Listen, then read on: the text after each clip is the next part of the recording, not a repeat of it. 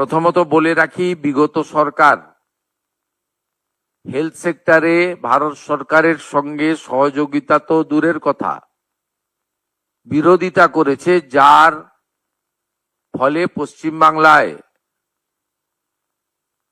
লক্ষ লক্ষ তো বলবো না, কোটি কোটি পশ্চিমবাংলার মানুষ ভারতবর্ষের অন্য প্রদেশগুলো যে ধরনের হেলথ সেক্টরে